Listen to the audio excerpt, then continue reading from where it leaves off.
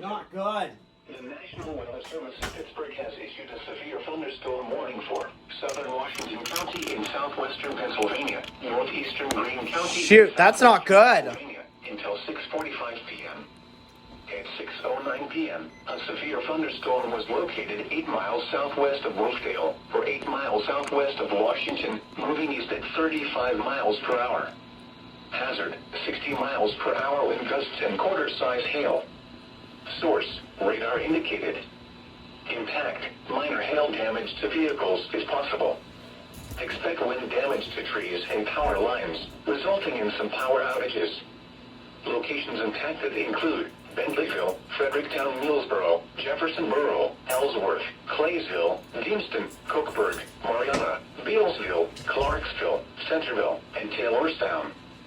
For your protection, move to an interior room on the lowest floor of a building. Please report severe weather by calling 412-262-1988, posting to the National Weather Service Pittsburgh Facebook page, or using Twitter at NWS Pittsburgh.